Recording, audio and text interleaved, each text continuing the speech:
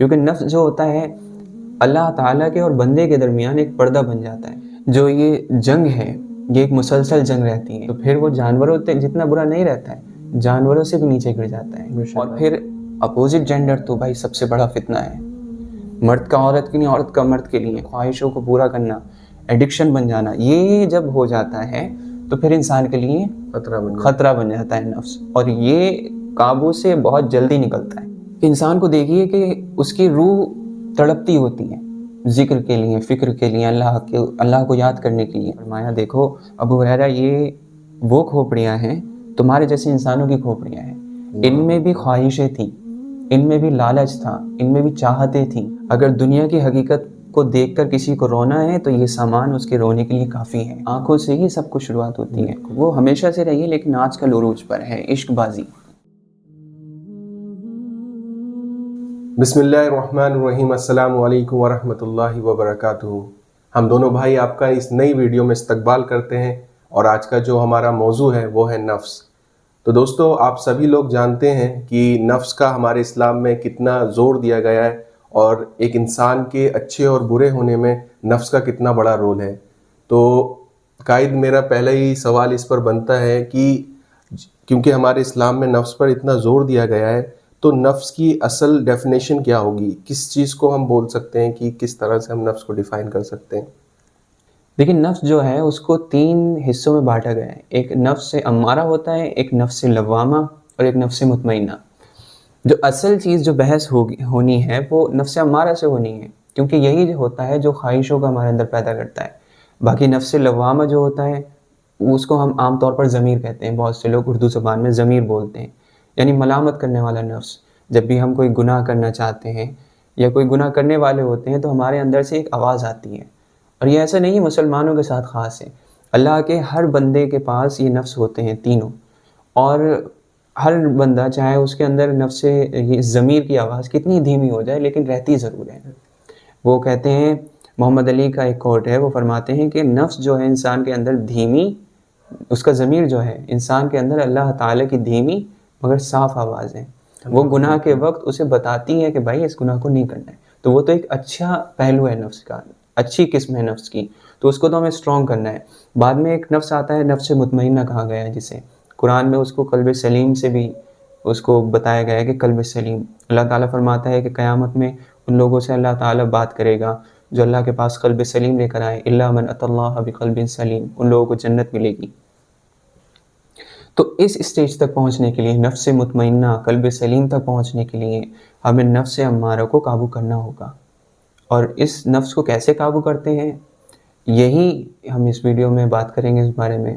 کیونکہ نفس جو ہوتا ہے اللہ تعالیٰ کے اور بندے کے درمیان ایک پردہ بن جاتا ہے.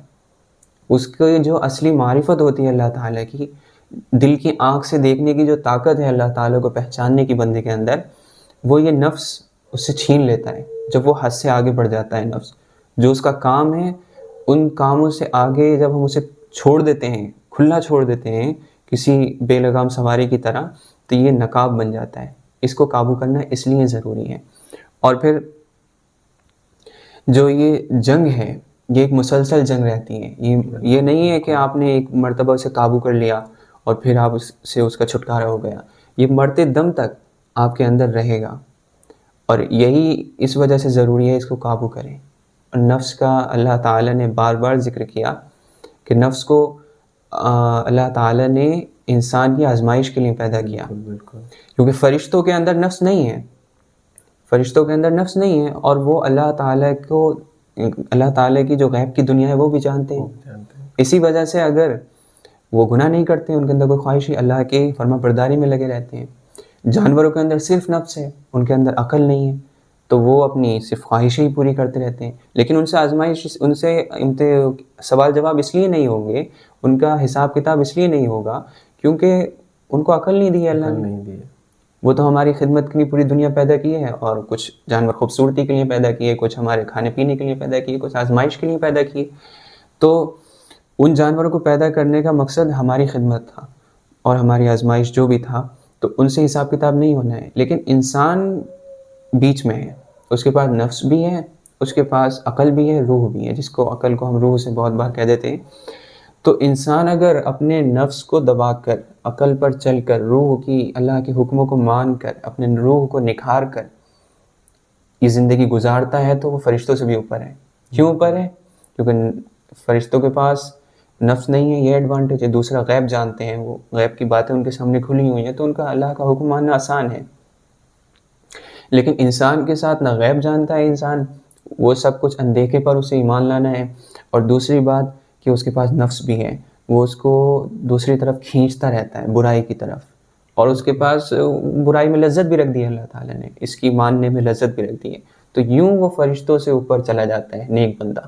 اور اگر انسان نفس کی مان کر عقل کو نظر انداز کرتا ہے، روح کو نظر انداز کرتا ہے اپنے، تو پھر وہ جانوروں جتنا برا نہیں رہتا ہے، جانوروں سے بھی نیچے گر جاتا ہے، وہ شیطان جیسا ہو جاتا ہے، وہ شیطان ہو جاتا ہے۔ اللہ تعالیٰ فرماتا ہے اولئک کالانعام بل هم اضل، وہ انسان جو آنکھ رکھتے ہیں، دیکھتے نہیں، دل رکھتے ہیں، مطلب احساس نہیں رکھتے، اور فکر رکھتے ہیں، دماغ رکھتے ہیں، سوچتے نہیں، کان رکھتے ہیں، سنتے نہیں، ان کی مثال تو ایسی ہے جیسے جانور چوپائے نہیں، بل هم اضل، بلکہ وہ ان سے بھی نیچے ہیں۔ پھر اللہ تعالیٰ نے خود فرمایا ان سے بھی گئے گزرے ہیں۔ کیوں ہے؟ کیونکہ اس کے پاس تو صرف، جانور کے پاس تو صرف نفس ہے، عقل نہیں ہے، تو وہ فیصلہ نہیں کر سکتا اچھے برے کا۔ تمہیں اللہ تعالیٰ نے کتابیں دیں، انبیاء بھیجے، اس وجہ سے تم فیصلہ بھی کر سکتے ہو، تمہارے پاس ساری ہدایت ہے، تمہارے پاس عقل ہے سوچنے کے لیے۔ اگر ہدایت نہیں بھی پہنچی ہے تو اچھے برے کا فیصلہ انسان کر لیتا ہے، کوئی بھی کر لیتا ہے۔ بیسک چیزوں کی تعلیم ہمارے اندر ہے، اور پھر ضمیر دی ہے اللہ تعالیٰ نے، تو اس وجہ سے ہمیں نفس کے بارے میں سوچنا چاہیے۔ یہی ہمیں فرشتوں سے اوپر بھی لے جا سکتا ہے، اس کا صحیح استعمال، اور اس کا حد سے زیادہ استعمال اور یا غلط استعمال ہمیں جانوروں سے بھی نیچے کر سکتا ہے۔ تو یہی ایک نفس ہے، اس کی چھوٹی سی ایک تعریف ہے اور اس کی پہچان ہے۔ تو قائد اس پہ سوال بنتا ہے کہ جیسے کہ آپ نے بتایا کہ نفس ایک بری چیز نہیں ہے، لیکن ہم سے پھر کہاں غلطی ہو جاتی ہے جس وجہ سے وہ ہم پر حاوی ہو جاتا ہے، اور وہ ایک غلط چیز نہ ہو کر بھی ہمارے اوپر پھر ہم سے غلطیاں کرواتی ہے، غلط اثر کرنے لگتا ہے ہاں ہمارے۔ بالکل۔ دیکھیے، اس کو جاننے کے لیے سب سے پہلے ہمیں یہ دیکھنا ہوگا کہ نفس کام کس طرح سے کرتا ہے، اس کے کام کیا ہیں، کیونکہ ہر چیز کے کام جو ہوتے ہیں وہ اچھے برے نہیں ہوتے ہیں، لیکن اس سے کام کیسے لے رہے ہیں ہم، کیونکہ نفس کا جو ایک نفس ہمارا جو ہے وہ دو کام کرتا ہے۔ نفس کا کام کیا ہوتے ہیں؟ ایک تو ہمارے اندر خواہشیں پیدا کرتا ہے، اور دوسری ہوس پیدا کرتا ہے، شہوت، جس کو شہوت کہتے ہیں۔ دیکھیے، خواہشیں تو ہم نے پہلے سے ہی کہا کہ وہ خود سے کوئی بری چیز نہیں ہے۔ جیسے کھانے کی خواہش ہوتی ہے تو انسان کے اندر وہ خواہش پیدا ہونا ایک لازمی بات ہے، انسان بھوکا ہوتا ہے، کھائے گا تبھی تو زندہ رہے گا، وہ اس کے لیے ضروری ہے، ٹھیک ہے، وہ خواہش ہے اس کی۔ اور اللہ کے قریب ہونے کی خواہش، لوگوں میں قبول ہونے کی خواہش، یہ سب خواہشیں ہیں، ایک حد تک رہتی ہیں تو ٹھیک رہتی ہیں۔ لیکن ان سب چیزوں میں جیسے دوسری ایک سب سے بڑی شہوت اور خواہش وہ ہے کہ جو اپوزٹ جینڈر کے لیے ہمارے دلوں میں ہوتی ہیں، مرد کے عورت کے لیے، عورت کی مرد کے لیے۔ تو یہ جو خواہشیں ہیں یہ سب نفس جنریٹ کرتا ہے، یہ سب نفس کا کام ہے، نفس کے انڈر میں آتا ہے۔ اب ہوتا کیا ہے کہ کوئی بھی کام ہوتا ہے، جیسے ہمارے عقل کا کام ہے، سوچ اور فکر ہے، فکر کرنا، غور و فکر کرنا، تو وہ جو ہوتا ہے کوئی محنت لگتی ہے وہ کرنے میں، تو انسان اس سے ایڈکٹ نہیں ہوتا ہے۔ کوئی بھی چیز اگر اس میں محنت لگ رہی ہے تو وہ ضروری کام ہونے کے باوجود ہم اس میں اتنا نہیں لگتے ہیں کہ حد سے زیادہ کرنے لگیں۔ کچھ لوگ اس میں بھی ایڈکٹ ہو جاتے ہیں، اوور تھنکرس ہو جاتے ہیں، لیکن اتنا نہیں ہوتا ہے، عام پبلک اتنا نہیں کرتی ہے۔ لیکن یہ چیزیں جو ہیں یہ ایڈکشن بن جاتی ہیں، یہ عمل۔ دیکھیں، کھانا کھانا، کچھ لوگ اتنا حد سے آگے بڑھ جاتے ہیں کہ وہ جینے کھانے کے لیے لگتے ہیں، اور پھر اپوزٹ جینڈر تو بھائی سب سے بڑا فتنہ ہے، مرد کا عورت کے لیے، عورت کا مرد کے لیے، پھر اسی میں نظر بد آتی ہے، اسی میں زنا آ جاتا ہے، سب کچھ آ جاتا ہے۔ تو یہ چیز تو حد سے زیادہ، مطلب خواہشوں کو پورا کرنا، ایڈکشن بن جانا، یہ جب ہو جاتا ہے تو پھر انسان کے لیے خطرہ بن جاتا ہے نفس، اور یہ قابو سے بہت جلدی نکلتا ہے۔ اگر انسان کا اندر کنٹرول نہیں ہے، یہی کنٹرول نفس کا کنٹرول کہتے ہیں، نفس پر قابو، تو یہ پھر خطرہ بن جاتا ہے۔ پھر ایسا خطرہ بن جاتا ہے کہ انسان کو دیکھیے کہ اس کی روح تڑپتی ہوتی ہے ذکر کے لیے، فکر کے لیے، اللہ کو یاد کرنے کے لیے، لیکن نفس کا ایسا غلام ہو جاتا ہے انسان کہ اس کو اپنی روح کی فکر نہیں ہوتی ہے، تباہ ہوتا ہے۔ یہ اینزائٹی، ڈپریشن اور ساری پلز لینا، راتوں کو نیند نہیں آنا، یہ روح کی بیماری کی ہی سارے سمٹمز ہوتے ہیں کہ بھائی اب کی روح بیمار ہے، لیکن آدمی اس کو نظر انداز کرتا ہے، اللہ تعالیٰ کو بالکل بھول جاتا ہے۔ نماز کا وقت نہیں ملتا اسے کیونکہ وہ خواہشوں کے پیچھے لگا رہتا ہے. اللہ تعالیٰ نے منع کیا ہے کہ نظر بد نہیں کرنی ہے، وہ کرتا ہے. حرام ریلیشن شپ میں نہیں جانا ہے، وہ جاتا ہے. تو یہ اپنے آپ کو برباد کرنا وہ نہ چاہتے ہوئے بھی انسان اپنے آپ کو روک نہیں پاتا، کیونکہ اس نے جو نفس کو ایڈکٹ، اس کے لیے ایڈکٹ اتنا ہو جاتا ہے کہ وہ اس سے بچ نہیں سکتا. جی، اس کا جو نفس ایک گھوڑے کی طرح ہے نا، اس پر لگام لگی رہے گی تو وہ ٹھیک رہے گا، اور لگام ہٹی ہوئی ہے تو وہ جہاں چاہے گا آپ کو دوڑائے گا، پاگل گھوڑا بن جاتا ہے. تو یہ چیز یہاں جا کر نفس کا جو فنکشن ہے وہ تو ٹھیک ہے، ہمیں پتہ چلا ہے کہ خواہشوں سے کیا ہوتا ہے. اگر انسان کے اندر خواہشیں نہ ہوں تو صبح بستر سے بھی نہ نکلے، اس کے کچھ ارادے نہ ہوں، سارے ڈریمز گولز جو ہوتے ہیں انسان کے، وہ انسان کو ایک جینے کی وجہ دیتے ہیں. تو اگر وہی نہیں ہوں گے تو وہ تو پھر بستر سے بھی نہیں نکلے. تو خواہشیں تو خود سے بری نہیں ہوتی ہیں، پھر اس کے ساتھ ساتھ اپوزٹ جینڈر ہوتا ہے، اس کے ساتھ اگر اس کی اتنی اٹریکشن نہ ہو تو نسل آگے نہیں چلے. کھانا پینے سے انسان زندہ نہیں رہے، پوری انسانیت ہی ختم ہو جائے گی. اگر خواہشیں ختم ہو جائیں، انسان کے جینے کا مقصد ہی ختم ہو جائے گا. تو ان کو تو لے کر چلنا ہے، لیکن پھر قابو تزکیہ. دیکھیے سب سے جو نفس کو قابو کرنے کے ہم اردو میں کہتے ہیں، لیکن ایک ورڈ آتا ہے جو اصطلاحی لفظ ہے جو اس کے لیے علماء یوز کرتے ہیں، جو قرآن میں یوز ہوا. قد افلح ونفس وما سواها فالهمها فجورها وتقواها قد افلح من زکاها. سورہ شمس میں اللہ تعالیٰ فرماتا ہے کہ نفس میں اللہ تعالیٰ نے اس کی گناہ کی خواہشیں بھی ڈال دی ہیں، اس کا تقوی بھی ڈال دیا ہے، لیکن کامیاب وہی ہے جس نے اس کا تزکیہ کر لیا. تزکیہ کہتے ہیں صاف کر لینے کو، پاک کر لینے کو. تو وہ پاک کرنا کیا ہے؟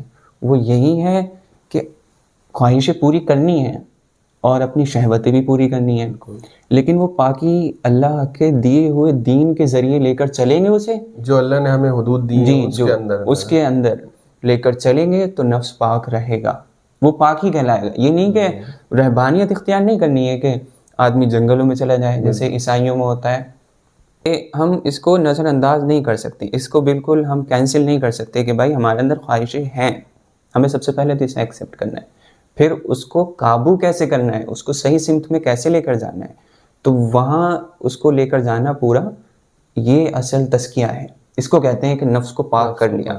کیونکہ جو علماء ہوتے ہیں، جو اللہ کے نیک بندے ہوتے ہیں، جو انبیاء ہوتے ہیں، ان کی لائف میں بھی ان کی بیویاں بھی تھیں، وہ کھانا بھی کھاتے تھے، سارے علماء، سارے انبیاء سب، لیکن وہ اس کو لے کر چلتے تھے. کس طرح سے لے کر چلنا ہے؟ اللہ کے حکموں کے مطابق. اسی کو تزکیہ کہتے ہیں. اب ہم جو ہے کس طرح سے شروعات ہوتی ہے، اس کی کاز کیا ہے یہ بھی جان لیں کہ وہ کس طرح سے نفس کی شروعات ہوتی ہے، کہاں سے، مطلب کیا چیز ہے جہاں سے ہم اس کو دیکھ سکتے ہیں کہ کہاں ہم غلط جا رہے ہیں. تو اس کا ایک سیکوینس سا ہوتا ہے. وہ کیا ہوتا ہے کہ اس کی شروعات جو ہوتی ہے نا وہ پیٹ سے ہوتی ہے. سب سے بڑا جو اس کا فنکشن ہے وہ پیٹ ہے نفس کا. ساری چیزیں ہی شروعات ہوتی ہیں پیٹ سے، ہمارے انسان کے پیٹ سے. وہ کیسے ہوتی؟ امام غزالی رحمۃ اللہ علیہ فرماتے ہیں، احیاء علوم الدین ان کی ایک کتاب ہے، بہت مشہور کتاب ہے. اس میں انہوں نے نفس کی پاکی کا جب انہوں نے ذکر کیا تو انہوں نے بتایا کہ جو ساری شروعات ہوتی ہے نفس کی چالوں کی یا نفس کے فنکشن کی اور اس کے بگڑنے کی، وہ پیٹ سے ہوتی ہے. تو ہمیں سب سے پہلے پیٹ پر دھیان دینا ہے اپنے کہ کیا جا رہا ہے. وہ فرماتے ہیں کہ پیٹ جو ہے انسان کا وہ ایک حوض کی طرح ہے. یعنی پیٹ جو ہے وہ ایک حوض سمجھ لیں، اور اس کے آس پاس جو ہیں کچھ نالیاں بہہ رہی ہیں، نالیاں اسے جوائنٹ ہیں. تو اس میں جو ڈالیں گے وہ نالیوں سے گزرے گا، ٹھیک ہے. اور اس میں جو بھی ڈالیں گے وہ نالیاں کہاں جا رہی ہیں؟ ہمارے جسم کے دوسرے اعضاء پر، پورے جسم پر پھیلی ہوئی. تو وہ جسم پر ہمارا اس کا اثر دکھے گا، ٹھیک ہے. اور یہ اس طرح سے ایک انہوں نے اس کی مثال دے دی، انالوجی دے دی. تو دوسری بات یہ ہے کہ اس کو کس طرح سے کنٹرول کرنا ہے، اس کو کس طرح سے ہمیں دیکھنا ہے. تو وہی بات آتی ہے کہ اعتدال سے چلنا ہے. اعتدال یعنی افراط و تفریط نہیں کرنی ہے، حد سے زیادہ. زندگی سے جو ہے وہ کھانے سے چلتی ہیں، زندگی کو کھانے کے لیے نہیں چلانا ہے. یہ اعتدال ہو گیا. اب اس کا حدیثوں میں دیکھیں گے ہم لوگ کہ کس طرح سے حدیث میں آپ صلی اللہ علیہ وسلم نے فرمایا کہ کیا طریقہ اختیار کرنا ہے کھانے کا. تو یہ تو ہم سب لوگوں کو پتہ ہے کہ دین میں کم کھانے کو، یعنی جتنی ضرورت ہے اتنے کھانے کو ہمیشہ بار بار کہا گیا ہے کہ جتنی ضرورت ہے اتنی کھائیں. اللہ کے نبی صلی اللہ علیہ وسلم کی مشہور حدیث ہے کہ ایک حصہ، 3 حصے کر لیں آپ پیٹ کے اپنے کھانے کے، ایک حصہ کھانے کو دیں، ایک تہائی آپ پانی پئیں اور 1/3 ہوا کے لیے اس کو خالی چھوڑ دیں. یہ ایک طریقہ ہے اسلامی. ایسا نہیں ہے کہ بھوکا رہنا ہے آپ کو، بھوکا نہیں رہنا ہے، لیکن اتنا کھانا ہے کہ آپ سارے فنکشن کر سکیں اپنے دن بھر کے، جو آپ دن بھر میں کرتے ہیں کام وہ اچھے سے ہو جائیں، اس میں کمزوری نہیں آئے، عبادت میں بھی چستی رہے، یہ نہیں کہ عبادت میں کھڑا ہی نہیں ہو جا رہا اتنا کمزور ہو جائے، عبادت میں بھی چستی رہے.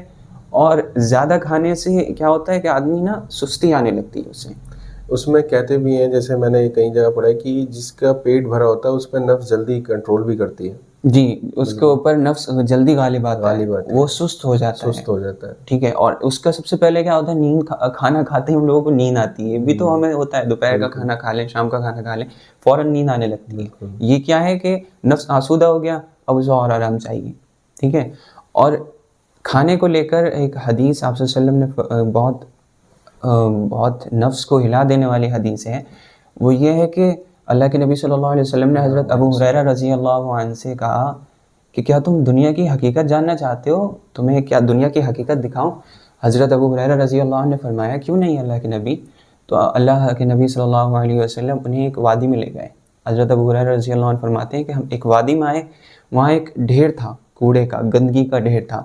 وہاں پر کچھ سر رکھے ہوئے تھے، کھوپڑی ہیں، جو انسانوں کی کھوپڑیاں رکھی ہوئی تھیں، جو اسکلس ہوتے ہیں.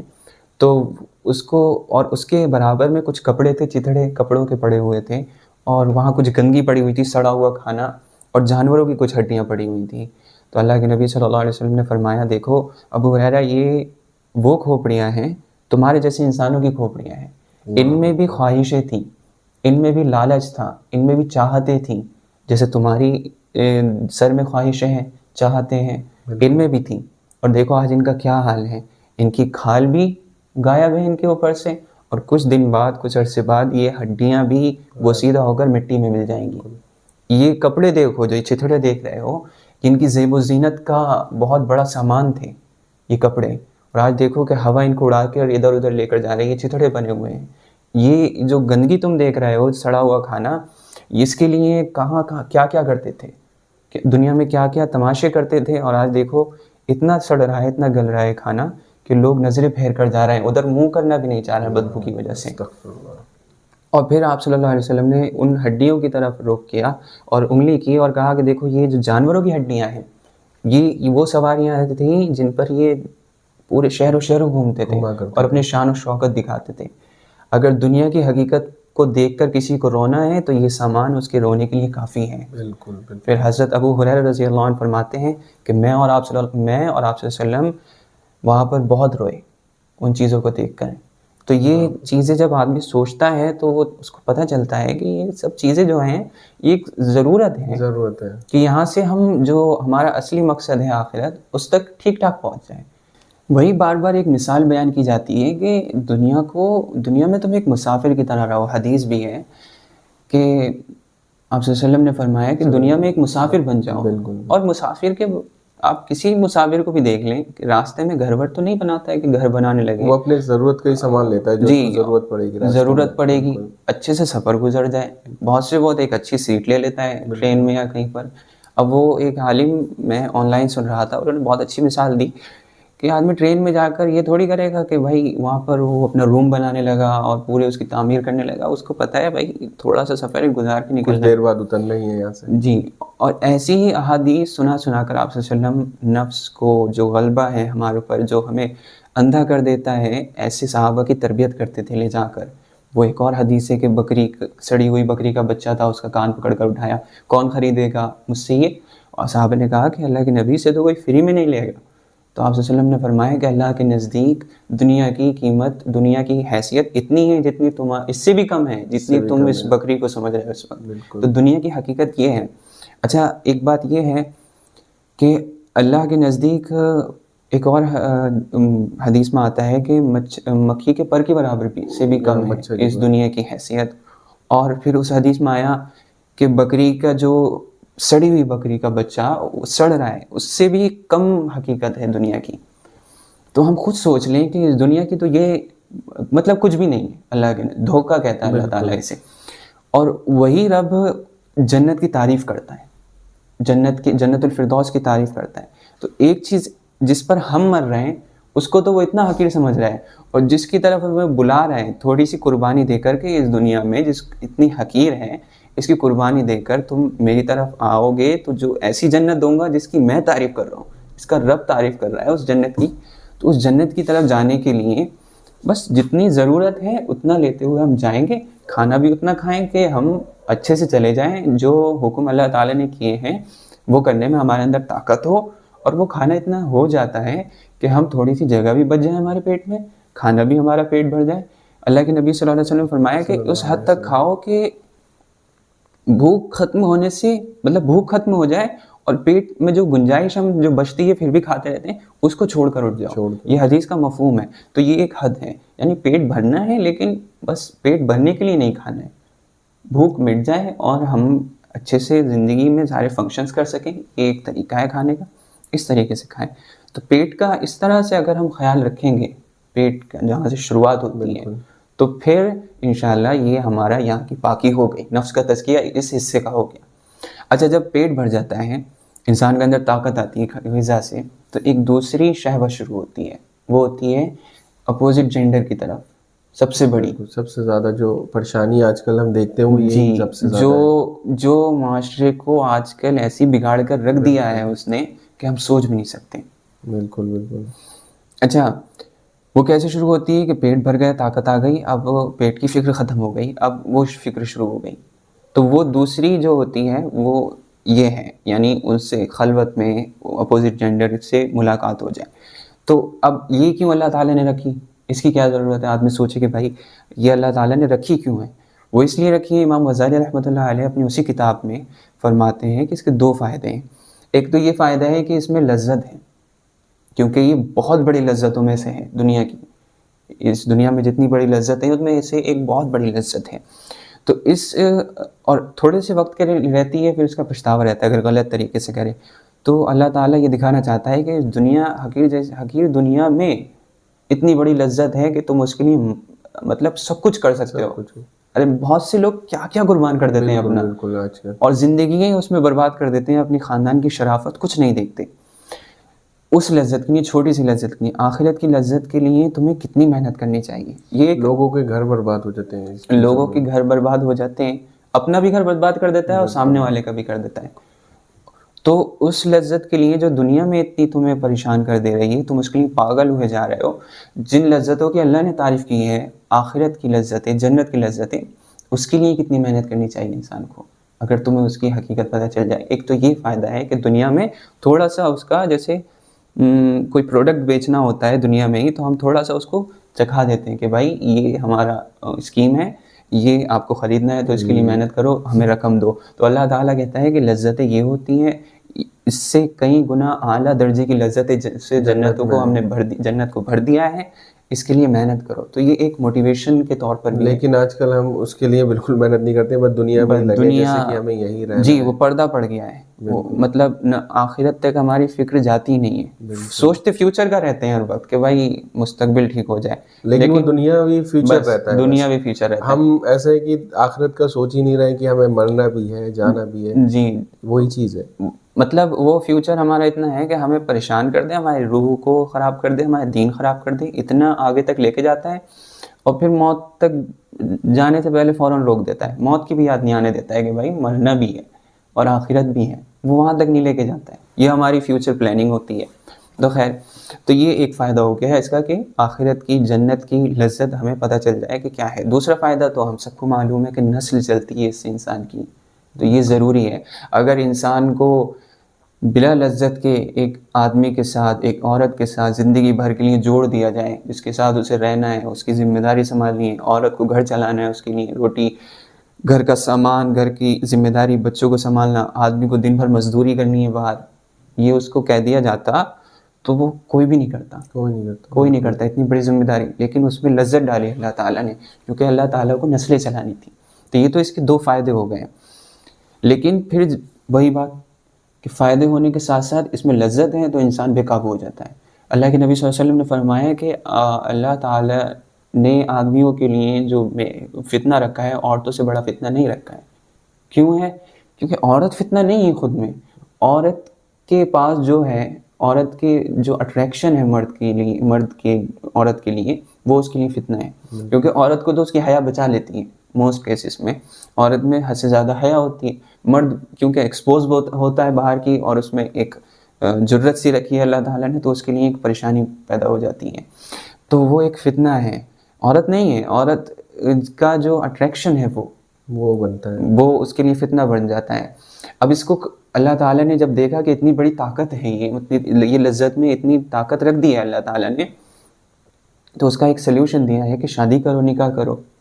اچھا نکاح بھی 4 تک اجازت دے دی کہ آپ کے اندر استطاعت ہے, لیکن آدمی کیا کرے کہ اس کے اندر ایک کی ہے نہیں, وہ 4 کر لے, 4 کی اس کے پالنے کی وہ نہیں, تو یہ کوئی طریقہ نہیں. بالکل بالکل. اور پھر آدمی کے پاس ہم نے نکاح اتنا مشکل کر دیا کہ پھر وہ زنا کی طرف جاتا ہے. ایک تو یہ ریزن ہے زنا کی طرف جانے کا. پھر دوسرا ریزن یہ ہے کہ آدمی میں ہی کچھ کمی ہوتی ہے, اس کی 4 شادی بھی کر دو, وہ 5ویں پر نظر ڈالے گا. یہ پھر آدمی کو وہی ہے کہ یہاں پر یہی بات آتی ہے کہ انسان کی نفس پہ اگر کنٹرول رہے گا تو وہ ایک میں بھی خوش رہے گا. جی, اگر نفس پہ کنٹرول ہے اس کے لیے 4 بھی کم پڑیں گے. 4 بھی کم پڑیں گی. یہ بالکل آپ نے صحیح بات کہی کہ ایک ہے اس کے پاس, اس کے نفس پر قابو ہے, اس کی ضرورت کے لیے کافی ہے, اس کی ضرورت پوری ہو رہی ہے, پوری ہو رہی ہے اس سے. عورت کی مرد سے ہو رہی ہے, مرد کی عورت سے ہو رہی ہے. اور پھر جب آدمی زنا کی طرف جاتا ہے تو یہ بے قابو کیا ہوا, پھر اس نے اپنے یہ نفس کی وجہ سے اپنے اوپر عذاب طاری کر لیا. اللہ کے نبی صلی اللہ علیہ وسلم فرماتے ہیں کہ نفس کی جو زنا کے جو ہیں 6 نقصان ہیں, 3 دنیا میں ہیں, 3 آخرت میں. دنیا کے 3 نقصان یہ ہیں کہ ایک تو شرافت چلی جاتی ہے اس کے خاندان کی, خاندانی شرافت ختم ہو جاتی ہے اس کی, کیونکہ اگر اس سے اولاد ہو گئی اس کی زنا سے تو وہ آگے جو خاندان چلے گا اس کی دنیا میں کوئی عزت نہیں ہوتی ہے. اور اگر پیچھے کا خاندان بھی لے لیا جائے تو کتنی بڑی بے عزتی آتی ہے دونوں کے خاندان پہ. دوسری نقصان یہ ہے کہ آدمی کے رزق میں کمی ہو جاتی ہے, اس کی وجہ سے اس کا رزق کم ہو جاتا ہے. اور تیسری کمی یہ آتی ہے کہ دولت میں کمی ہو جاتی ہے اس کی. اور آخرت کے جو نقصان ہیں وہ یہ ہیں کہ اللہ تعالیٰ کا قہر نازل ہوتا ہے اس کے اوپر, عذاب نازل ہوگا. اور دوسرا اس کو عذاب جو آتا ہے, جو اس کا نقصان ہوتا ہے, وہ حساب میں ایسے بندے کی سختی ہوگی, بہت سخت حساب لیا جائے گا اس سے. اور پھر تیسرا جو اس کے اوپر اس کا عذاب پڑتا ہے وہ ہمیشہ کا آخرت کا عذاب اس کے اوپر مقدر ہو جاتا ہے ایسے بندوں کے لیے. تو اتنا نقصان ہے اس کے زنا کے. اب اس کی جو شروعات ہوتی ہیں وہ آنکھوں سے ہوتی ہیں. بالکل. آنکھیں اگر آپ کی اس سے بچنا جو ہے, وَلَا تَقْرَبُوا الزِّنَا إِنَّهُ كَانَ فَاحِشَةً وَمَقْتًا وَسَاءَ سَبِيلًا. اللہ تعالیٰ فرماتا ہے کہ زنا کے قریب بھی مت جاؤ. اب زنا کوئی فزیکل چیز تھوڑی ہے, مطلب کہ کوئی بھی عمل فزیکل چیز نہیں ہے, تو اس کے قریب کیسے مت جاؤ, یعنی اس تک لے جانے والی چیزوں کے قریب مت جاؤ. یعنی کہ شروعات کہاں سے ہوتی ہے؟ ایک حضرت فرماتے ہیں کہ آنکھیں جب نفس کی پسندیدہ چیزیں دیکھنے لگیں تو پھر آدمی کی بربادی شروع ہو جاتی ہے. آنکھوں سے ہی سب کچھ شروعات ہوتی ہے. آنکھیں جو ہوتی ہیں دل تک کا راستہ ہوتی ہیں. اب اس سے کچھ بھی جائے, دل کے کنویں میں کچھ بھی جائے, اچھائی جائے گی, گندگی جائے گی, وہ آنکھ کے اوپر ہے. بالکل. اللہ کے نبی صلی اللہ علیہ وسلم نے فرمایا کہ آنکھوں کا بھی زنا ہوتا ہے. آنکھوں کا زنا شہوت کے ساتھ دیکھنا ہے. اور ایک ایسی حدیث میں آپ صلی اللہ علیہ وسلم نے فرمایا کہ آنکھوں کا زنا, دونوں آنکھوں کا زنا کیا ہے؟ شہوت کے ساتھ دیکھنا. کانوں کا زنا یہ ہے کہ شہوت کے ساتھ کوئی بات سننا. زبان کا زنا یہ ہے کہ شہوت کے ساتھ کچھ بولنا. ہاتھوں کا زنا یہ ہے کسی کو شہوت کے ساتھ چھو لینا. بالکل. اور قدموں کا زنا یہ ہے کہ شہوت کے ساتھ کسی جانب بڑھنا, اپنے قدم اٹھانا کسی غلط نیت سے شہوت کے ساتھ. اور دل کا زنا یہ ہے کہ دل میں شہوت کے ساتھ کچھ خیال لانا, کسی کے بارے میں بھی کچھ بھی خیال لانا. تو یہ سب زنا ہے, ان سب سے بچنے کی ضرورت ہے. اور دیکھیے نفس اسی شہوت کی وجہ سے ایک اور چیز آج کل جو وہ ہمیشہ سے رہی ہے لیکن آج کل عروج پر ہے, عشق بازی. بالکل. عشق بازی جو چلتی ہے انسانوں کی, اور آج کل تو بہت آسان ہو گئی ہے. یہ جو سوشل میڈیا کے پلیٹ فارمز ملے ہیں, اور پھر کو ایجوکیشنز جو کھلے عام ہو گئی ہیں, اور پھر جب بندوں کے وہاں پر اس عمر میں نکاح نہیں ہوتے ہیں تو پھر آدمی آزاد ہوتا ہے اس طور پر. تو یہ عشق بازی جو ہے یہ بھی اسی کی وجہ سے شروع ہوتی ہے. یہی شہوت ہے, یعنی اپوزٹ اٹریکشن کی وجہ سے یہ شروع ہو جاتی ہیں. اور آج کل کیا ہو رہا ہے کہ موویز میں اور سیریلز میں, ڈراموں میں اور گانوں میں اس کو پتہ نہیں کیا بنا کر پیش کیا جا رہا ہے کہ پتہ نہیں انسان کا سب سے بڑا مقصد ہی وہی ہے. ایک عمر میں پہنچنے کے بعد اگر اسے عشق نہیں ہو رہا ہے تو بھائی اس کے ساتھ کوئی خرابی ہے. آدمی سوچتا ہے کہ بھائی مجھے عشق نہیں ہو رہا ہے تو میرے ساتھ کوئی کمی ہے. اگر وہ کرتا بھی نہیں ہے تو اس کا گروپ ہوتا ہے. اگر وہ باہر نکلتا ہے تو ایک گروپ ہوتا ہے اس کے دوستوں کا, ان کی باتیں سن کر وہ پریشان ہو جاتا ہے کہ بھائی یہ سب لوگ کر رہے ہیں. اور اتنا عام کر دیا گیا ہے, اتنا اس کو مطلب آج کل کے کلچر میں بوائے فرینڈ گرل فرینڈ ساتھ میں رہ رہے ہیں تو وہ ایک ایسا مانا جاتا ہے جیسے میاں بیوی ساتھ میں. بالکل جیسے میاں بیوی کا رشتہ پاک سمجھا جاتا ہے, وہ بوائے فرینڈ اور گرل فرینڈ کو بھی وہی سمجھنے لگے. ہاں اسی طرح سے اس کو لیا جاتا ہے, مطلب اس کو کچھ کلچر میں ہمارا آج کل ایسا بن گیا ہے تو اس کو غلط نہیں سمجھا جاتا. غلط نہیں, ہمارے دماغ میں وہ بٹھایا جا رہا ہے. اور کیسے بٹھایا جا رہا ہے؟ یہ موویز اور ڈراموں کے ذریعے. مطلب یہ فٹ کر دھیرے دھیرے شروع میں تو اس کو تھوڑا کر کے دکھایا جاتا ہے, پھر اور بڑھا دیا جاتا ہے, پھر اور بڑھا دیا جاتا ہے, اور اس کو اس حد تک لے گئے کہ اب اس کو غلط بھی نہیں سمجھا جا رہا ہے. مطلب دینی لوگ, دیندار لوگ جو دین کی باتیں کرتے ہیں, سمجھاتے ہیں, وہ بھی اس میں پڑے ہوئے ہیں, اور پھر اس کو اس کی جسٹیفیکیشن دیتے ہیں, بھائی ایسا نہیں ہے, ہم لوگ کوئی ایسا نہیں ہے, ہم لوگوں کا ارادہ ہے شادی کا, یہ وہ. تو وہ چیز جو ہے وہ اسی وجہ سے ہوئی ہے کہ ایک بہت بڑی اسٹرانگ طاقت ہے یہ بھی, نفس شہوت کی جو جمع والے اور اپوزٹ اٹریکشن جو ہے جینڈر کا, وہ بہت بڑی طاقت ہے. اور انسان کو اس جگہ پہ کرپٹ کرنا, اس جگہ پہ اس کو ہائیجیکٹ کر لینا اس کے مائنڈ کو بہت آسان ہوتا ہے. تو یہ بھی اسی کی وجہ سے. اور اس کے بعد جو ایک یہ دونوں چیزیں جو ہیں, اس کے بعد ایک جو شہوت ہوتی ہے وہ مال کی ہوتی ہے, دولت کی ہوتی ہے. اس چیز کی جو شہوت ہوتی ہے یہ کیوں پیدا ہوتی ہے؟ یہ اس وجہ سے پیدا ہوتی ہے کہ کھانا اور آدمی یا عورت آپ کی زندگی میں تبھی آئے گا جب آپ کے پاس مال ہوگا, آپ کے پاس دولت ہوگی. بالکل. یہ ان دو شہوتوں کو پورا کرنے کے لیے تیسری شہوت پیدا ہوتی ہے, خواہش پیدا ہوتی ہے آدمی کے اندر. تو یہ ایک طریقہ ہوتا ہے اس کو پانے کے لیے, اور پھر یہ اتنا بڑھ جاتا ہے کہ آدمی اس کو بھی ایک پورا پرماننٹ اپنی زندگی کا حصہ بنا لیتا ہے, بلکہ زندگی کا مقصد ہی سے بنا لیتا ہے. وہ دیکھا بھی ہے بعض لوگوں کے لیے مال سب سے بڑھ جاتا ہے, ان کے لیے پھر یہ چیزیں بھی چھوٹی پڑ جاتی ہیں. ان کے لیے مال سب سے زیادہ, طاقت, مال, یہ سب سے بڑی وہ بن جاتی ہے. جی, ان کے دماغ میں اصل میں ایسا ہوتا ہے کہ ان کے دماغ میں یہ ہو جاتا ہے کہ ساری جو طاقت ہے, سب کچھ جو ہے وہ اسی سے ہے, مال سے ہے. مطلب میں ایسا ہو جاؤں گا کہ جو چاہوں گا کروں گا. شیطان اس کے دماغ میں یہ چیز ڈال دیتے, کیوں نفس جو ہے وہ انسان کو ایک تو خواہشیں پیدا کرتا ہے, اور شیطان اسی کا فائدہ اٹھاتا ہے. کیونکہ جب شیطان کو وہاں پر کوئی شیطان نہیں تھا, جب حضرت آدم علیہ السلام کو سجدہ کرنے کا حکم ہوا تو شیطان کو کس نے بگلایا؟ اس کے نفس نے. اس کے تکبر کس سے ہوا؟ اسے اپنے نفس سے. تو جب رمضان میں ہم دیکھتے ہیں کہ جب شیطان بند ہوتا ہے, جب سے ہم سے گناہ ہو جاتے ہیں, وہ نفس کی وجہ سے ہی ہوتے ہیں. تو یہ نفس جو ہے ہر وقت اتنا طاقتور رہتا ہے, اگر اس کو قابو میں نہ کیا جائے تو یہ ہماری زندگی کو ہی چلانے لگتا ہے, ہماری زندگی ہی اس سے چلنے لگتی ہے. پھر مال و زر جو ہوتا ہے ہمارا مقصد بن جاتا ہے. پھر ہم اپنے گھر والوں کا نہ یہ دیکھتے ہیں کہ کس طریقے سے ہم کما رہے ہیں, حلال طریقہ ہے نہیں ہے, اللہ کا حکم کوئی پامال ہو رہا ہے نہیں ہو رہا ہے, اللہ نے کس طریقے سے ہمیں مال کمانے کا حکم دیا ہے, کن کن راستوں سے, وہ بھی نہیں دیکھا جاتا ہے. لالچ اتنا بڑھ جاتا ہے اور طمع اتنی بڑھ جاتی ہے, خاص طور سے لالچ اور طمع کو مال میں ہی یوز کیا جاتا ہے کہ یہ اسی چیز سے ہم اس کو ریلیٹ کرتے ہیں.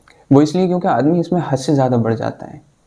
اور پھر اللہ کے نبی صلی اللہ علیہ وسلم نے فرمایا کہ ہر امت کی ایک آزمائش تھی, اور میری امت کی آزمائش مال ہے. بالکل. اور دیکھ لیں کہ آج دنیا میں کیا ہو رہا ہے, مال کے لیے حکومتیں, اسلامی حکومتیں کیا کر رہی ہیں, ہم دیکھ ہی سکتے ہیں. منافقت پیدا کر دیتا ہے دل میں یہ. اور پھر اس کو آدمی پانے کے لیے, مال کو پانے کے لیے ایک اور طمع اور شہوت پیدا ہوتی ہے, وہ مقام کی اور شہرت کی اور مرتبے کی, نیک نامی کی. یہ شہوت بھی خواہش پیدا ہوتی ہے, وہ مال کے لیے پیدا ہوتی ہے, کیونکہ اسے پتہ ہوتا ہے کہ اگر میں نے اپنا اچھا نام پیدا کر لیا, شہرت پیدا کر لی, تو اس سے کیا ہوگا, لوگوں کے دل میں میرا مقام پیدا ہوگا, لوگوں کے دل تسخیر کر لوں گا, میں ان پر حکومت کرنے لگوں گا. اور جب ایک بار لوگوں کے دل آپ نے جیت لیے ان چیزوں کے ذریعے, تو پھر ان کا مال بھی آپ کا, ان کی جان بھی آپ کی.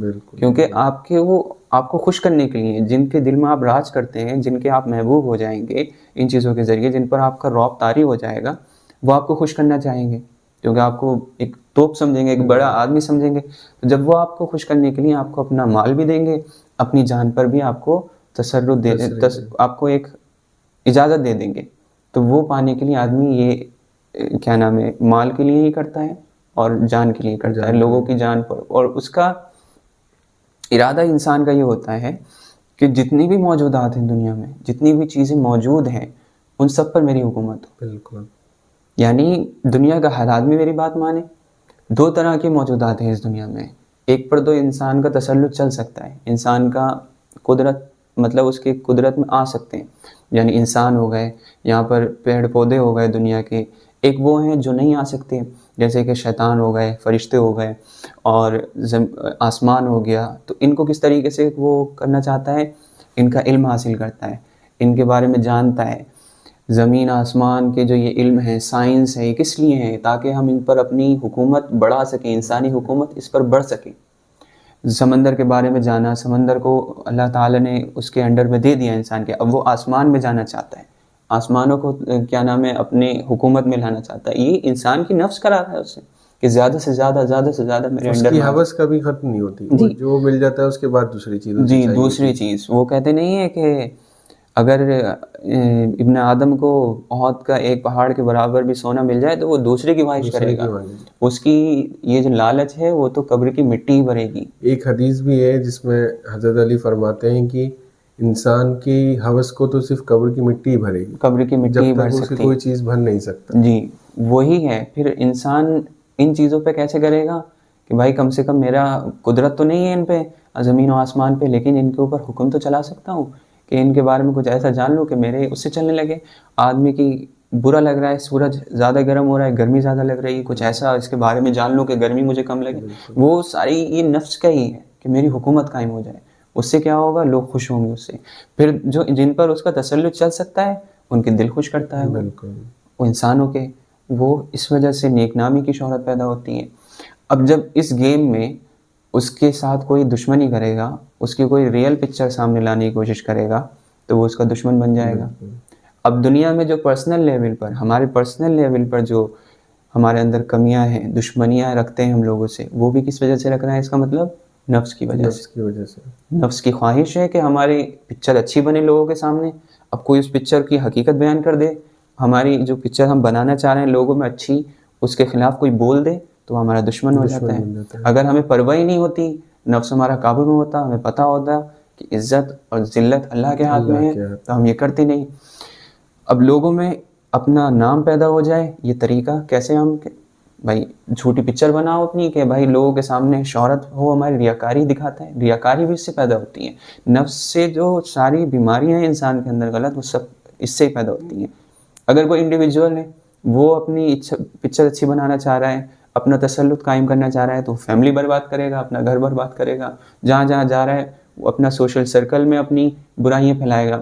اور کوئی کسی قوم میں یہ پھیل جاتے ہیں, کوئی قوم اپنے نفس کی غلام بن جائے تو پھر وہ دنیا کو برباد کرتی ہے. بہت سی قومیں ہم آج دیکھ رہے ہیں کہ نفس کے غلام بنے پڑے ہیں, انہوں نے کوئی کانسیپٹ ہی نہیں چھوڑا خدا کا, چھوڑا بھی ہے تو صرف نام کا, کہ بھائی مسجدوں تک رہے, گرجا گھروں تک یہ کانسیپٹ رہے.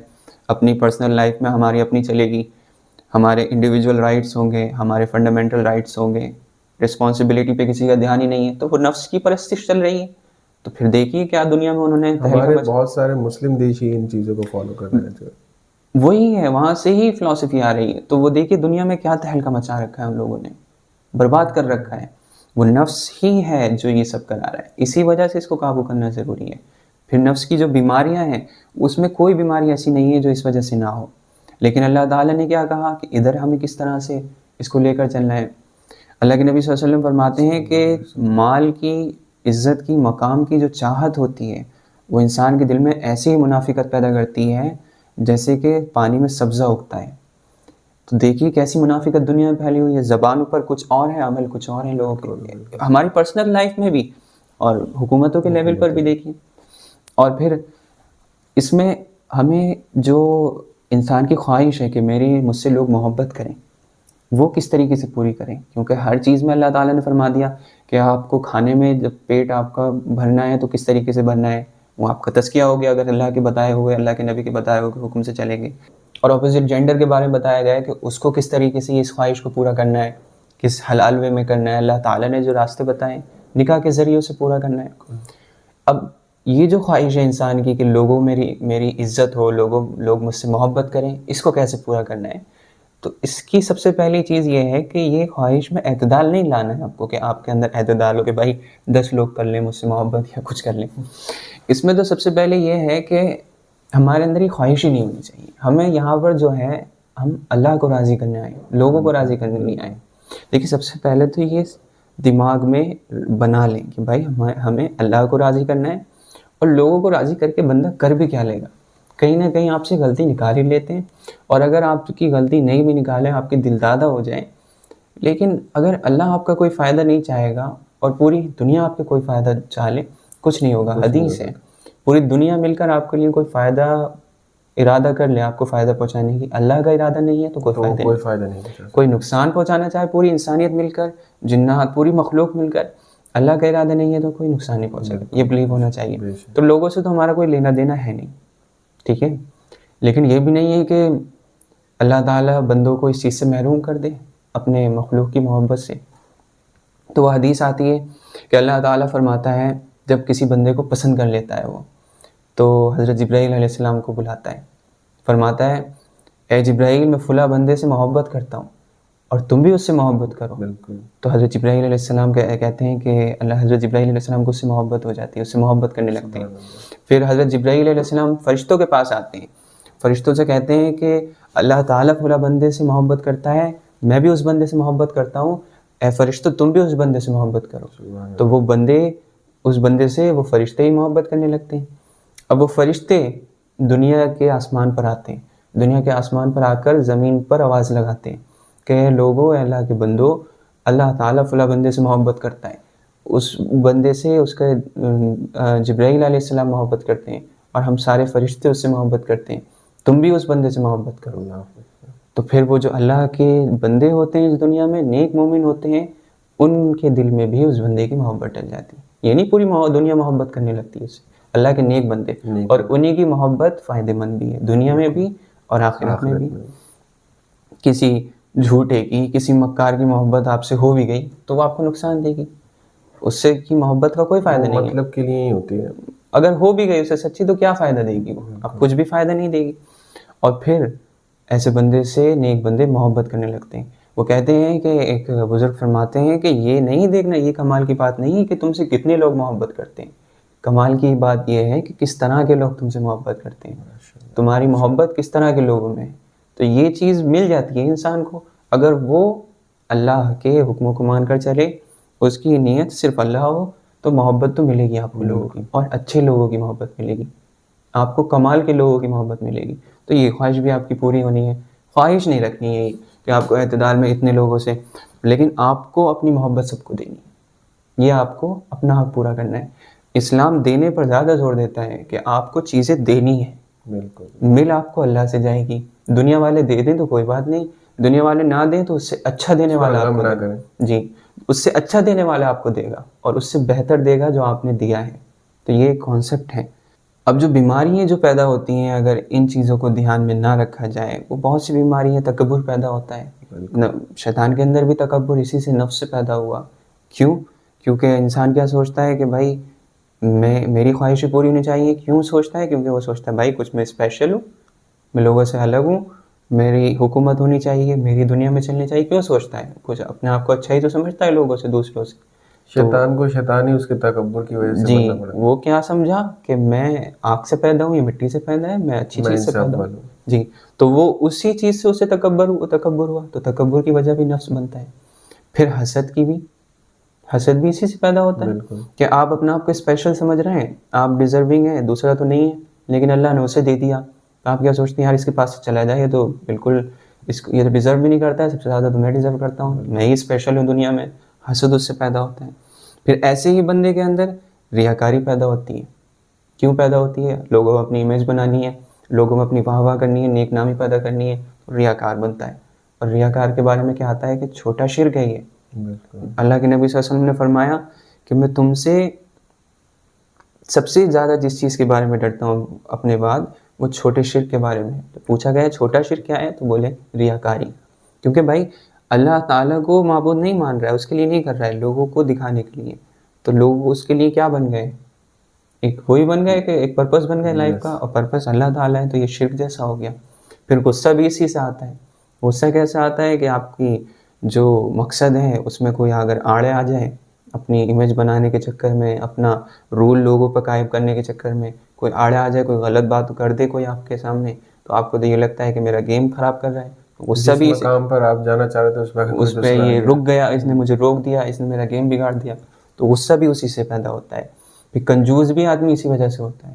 مال کیونکہ ذریعہ ہے طاقت کا، لوگوں کو پانے کا اور کھانا اچھے سے اچھے زندگی گزارنے کا، تو مال تو جمع کرنا ہے. مال کیسے دے سکتے ہیں زکوٰۃ خیرات میں؟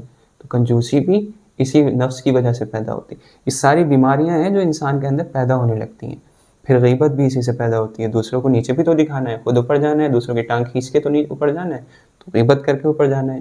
جھوٹ بھی پھر آدمی بولتا ہے اپنے عیب چھپانے کے لیے، لوگوں میں جو عیب نہیں ہے وہ بتانے کے لیے. یہ بھی اسی کی بیماری ہے. پھر یہ آدمی کی سب سے بڑی جو بیماری اس کی وجہ سے پیدا ہوتی ہے وہ ہوتی ہے غفلت اپنے مقصد سے. اللہ تعالیٰ نے انسان کو عبادت کے لیے پیدا کیا، اپنی بندگی کے لیے پیدا کیا، وہ یہ تو نہیں کر رہا ہے. جب نفس کی غلامی کر رہا ہے تو پھر وہ دنیا بنانے کے چکر میں ہے. تو کیوں کیا ہے وہ پھر غافل ہے. تو غفلت اس سے پیدا ہو رہی ہے. تو یہ ساری بیماری مطلب جتنی بیماریاں گن لیں نفس سے پیدا ہوئے. تو اس سے پتہ چلتا ہے کہ اس کو قابو کرنا کتنا ضروری ہے. اور پھر قابو کیسے کرنا ہے کہ سب سے پہلے اپنے پیٹ پر دھیان دینا ہے. یہ اس کا طریقہ ہو گیا. اپنے پیٹ پر کیا جا رہا ہے، اچھی غذا کھانی ہے. اچھی غذا کھانی ہے یہ بھی ضروری ہے. علماء لکھتے ہیں کہ جیسی پاک غذا تمہارے اندر جائے گی ویسی پاک اعمال دکھیں گے. پھر اس کے بعد کیا کرنا ہے، اپنے آپ کو کنٹرول کرنا ہے اپوزٹ جینڈر کے بارے میں، مرد کو عورت کے بارے میں، عورت کو مرد کے بارے میں. مرد کو اپنی نظریں نیچی کرنی ہے، عورتوں کو پردہ کرنا ہے. ایسی جگہ سے بچنا ہے جہاں پر فری گیدرنگ ہوتی ہے، فری مکسنگ ہوتی ہے. تو یہ سب چیزوں سے بچنا ہے. اور اگر استطاعت نہیں ہے نکاح کی تو روزے رکھنا ہے. اگر آپ کو زیادہ ہی خواہشیں آپ کے اندر پیدا ہو رہی ہیں تو روزے رکھیں. اپنے معدے کو کم دیں. جب معدے کو کم دیں گے، اللہ کا فکر زیادہ رہے گی، روزے میں عبادت زیادہ ہوگی، تو خواہشیں دب جائیں گی. یہ طریقہ بتایا آپ سے ان نوجوانوں کے لیے جن کا نکاح کا انتظام نہیں ہو رہا ہے. پھر مال کی اتنی خواہش نہیں رکھنی ہے. مال کمانے کا حکم ہے کیونکہ بھائی آپ کو اپنا گھر چلانا ہے، سب کچھ چلانا ہے، لیکن اس طریقے پر چلانا ہے کہ آپ کو دوسری ذمہ داری بھی کرنی ہے. پھر جو مال آپ کے پاس آیا ہے اس کو خیرات بھی کرنا ہے، صدقہ بھی دینا ہے. اس سے آپ کی نفس دبے گا، کچلے گا. بالکل. کیونکہ اس میں آپ نے جو لیا اس میں آپ کے پاس یہ احساس ہے کہ اللہ کا دیا ہوا ہے، اس کا حصہ مجھے نکالنا ہے اور زیادہ سے زیادہ صدقہ خیرات کرنی ہے. تو سارے فنکشن کرنے ہیں کیونکہ اس کو روک نہیں سکتے، انسانی ضرورت ہے، لیکن اللہ کے حکم کے مطابق کرنے ہیں. لوگوں کو خوش کرنے کے لیے نہیں کرنا ہے، اللہ کو خوش کرنے کے لیے کرنا ہے. ریاکاری اس سے دبے گی، جھوٹ دبے گا، حسد دبے گا، تکبر دبے گا. یہ نفسی اصلاح ہو جائے گی، اسی کو تزکیہ کہتے ہیں. تو اس طریقے سے اپنے نفس کی اصلاح کرنا ہے. سبحان اللہ، سبحان اللہ. بہت اچھے سے آپ نے اس ٹاپک کو کور کیا، اور امید ہے کہ ہمارے جتنے بھی ویورز ہیں ان کو بھی یہ بات سمجھ آئی ہوگی کہ نفس کی کتنا ضروری ہے اسے کنٹرول کرنا، اور اس پر ہمیں اس پر پوری طرح سے قابو کرنا تو ہم نہیں ضروری ہے.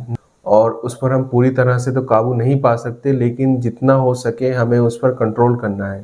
جی، اس کو مطلب صحیح وے میں لے کر چلنا ہے. مطلب ایک سواری ہے آپ کے پاس، زندگی جینے کے لیے ضروری ہے، اسی سے آپ کچھ لوگوں پر ایڈوانٹیج رکھتے ہیں، فرشتوں پر. تو اس کو ایک اللہ نے ایک مقصد کے لیے دیا ہے. آپ کا مقام ہی اسی وجہ سے ہے کہ آپ کو عقل کے ساتھ نفس کو بھی لے کر چلنا ہے. تو اس کو جس طرح سے آپ اچھے وے میں لے کر چل جائیں، یہی آپ کا تزکیہ ہے. کوئی الگ سے اس کو مارنا نہیں ہے. نفس کو اپنے مار تو سکتے ہی نہیں، رہبانیت تو اختیار ہی نہیں کرنی، اور مرتا بھی نہیں ہے. آدمی بس اپنے آپ کو دھوکہ دیتا ہے کہ بھائی میرے اندر خواہشیں ختم ہو گئی، میں کسی کے سامنے اٹریکٹ نہیں ہوتا ہوں، میں کھانا پینا جو مجھے مل جائے وہ نہیں ہو پاتا ہے. آدمی سے کبھی نہ کبھی بھڑکتی ہے.